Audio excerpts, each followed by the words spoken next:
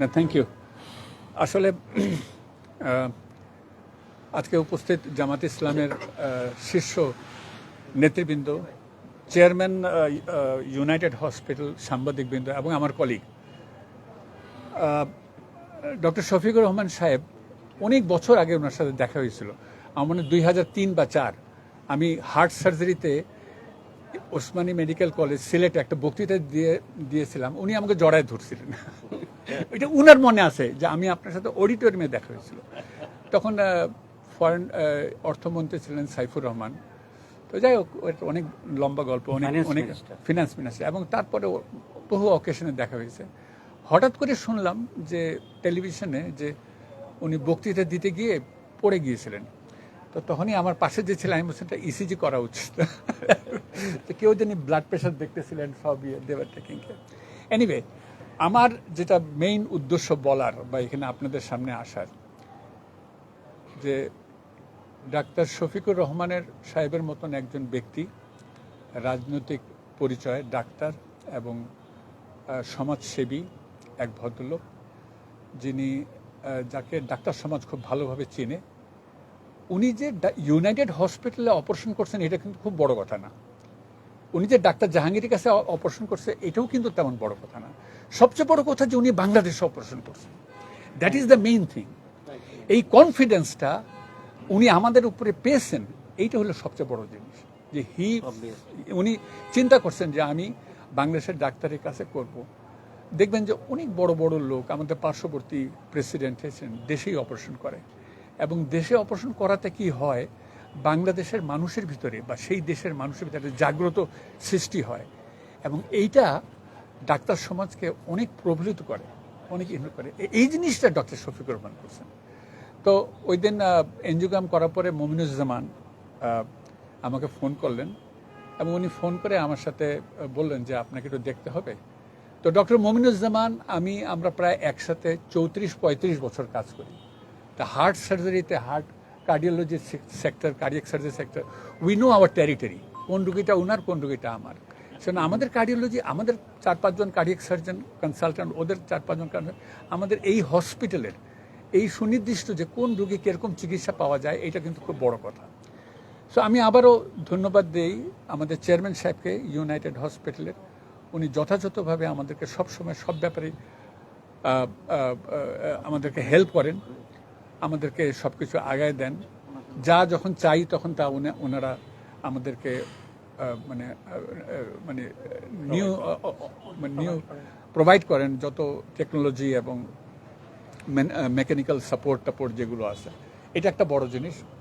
তবে সর্বোপরি আমি মনে করি যে, আমি বিশ্বাস করি যে এই কনফিডেন্সটা যদি বাংলাদেশে আমরা ডাক্তারদের তরফ থেকে জনগণকে দিতে পারি, কথাটা যেটা অনেক আগেই বলি, আমি সবসময় এখনও বলি একই কথা, যে বাংলাদেশের মানুষ বাংলাদেশের ডাক্তারকে দিয়ে একটা রিজনেবল প্রাইসে, রিজনেবল পাশে সুষ্ঠু চিকিৎসা হোক, এবং at the end of the day ওরা যেন মনে করে, ওরা যেন তাদের নাগরিকত্ব নিয়ে গর্ববোধ করে, ওরা যেন বাংলাদেশে আমরা নাগরিক এইটা নিয়ে তারা গর্ববোধ করে যে আমরা নাগরিক, আমরা একটা অল্প পয়সায় বা সুনির্দিষ্ট পয়সায় একটা সুষ্ঠু চিকিৎসায় আমরা সেরে উঠছি। আমাদের কষ্ট করে বিদেশে যেতে হচ্ছে না। অনেক আগে, আজকে থেকে 2003 সনে না 4 সনে একটা ইংরেজি পত্রিকায়, আমার মনে নেই অবজারভার নাকি সামথিং, হার্ট ফাউন্ডেশন, আমরা যখন প্রথম হার্ট সার্জারি শুরু করি ব্রিগেডিয়ার মালিকের নেতৃত্বে, তখন আসলে কত শত কোটি টাকা ফরেন কারেন্সি সেভ হয়েছে বাংলাদেশে। So that was a day যখন ওই যে মুজাহিদ সাহেব এরা সবাই আসতো। তো আমার কথা হলো যে এই আস্থাটা আমাদেরকে দেখা উচিত। যদি বলি ব্যবসায়িক দিক দিয়ে, health industry is a very big industry. এটা অনেকে বোঝে, অনেকে বোঝে না। আমি সাধারণত এরকম ইয়েতে আসি না, কোনো লাইভ শোতে আসি না, কিন্তু আমি এটা বলবো যে বাংলাদেশে এখনও ইউনাইটেড হাসপাতালের মতন বা এভারকেয়ার হাসপাতাল, ঢাকা শহরেও যদি 10টা হাসপাতাল হয়, রুগী শেষ হয় না।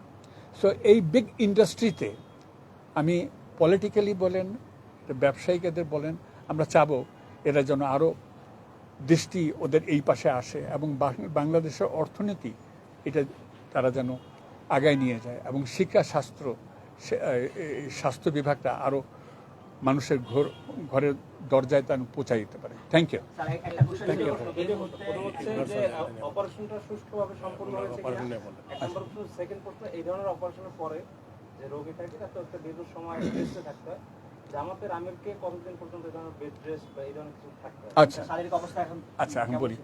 আচ্ছা, ওনার অপারেশনটা খুব ইনশাল্লাহ খুব ভালো হয়েছে। এক, দুই নম্বর হলো আমরা উনাকে একটু ভিন্ন রকম যতটা ভালো পারছি, যেটা সবচাইতে রিসেন্ট টেকনোলজিক্যাল অ্যাডভান্সমেন্ট, 2টা ধমনী দিয়ে অপারেশন করা, লিমা এটা দিয়ে অপারেশন করতে পারছি। 3 নম্বর কথা, ওনাকে 3টা বাইপাস করার কথা ছিল, আমরা মোট 4টা বাইপাস করছি, যেন ওনার কোনো দিকে কোনো সমস্যা না হয় ইনশাল্লাহ। এবং অ্যানেস্থেশিয়া দিয়ে ডক্টর শহীদ ছিল এবং ওনার টিম এবং আমার কার্ডিয়াক সার্জারি সব টিম সুষ্ঠুভাবে কোনো কমপ্লিকেশন ছাড়া অপারেশন শেষ করেছে। এবং আমি আশা করি উনি 7 দিনের দিন বাসায় চলে যাবেন ইনশাল্লাহ। এবং আমি মনে করি আইসিইউতে ওনার স্টে হবে 2 দিন, দরকার হলে 3 দিন বা 4 দিন, যতদিন লাগে। But everything went very smoothly ইনশাল্লাহ। ওনার রোগটা ওনার সময় উপযোগী অপারেশনটা হয়েছে, কারণ ওনার হার্টের রক্তনালীতে ফ্লো খুব আহামরি তেমন ভালো ছিল না, যা হয় আর কি, যেটাই ওইটা না হলে অপারেশনই বা করবেন কেন। তো এটা ঠিক সময় ঠিক কাজটা হয়েছে এইটা। আর কোনো প্রশ্ন?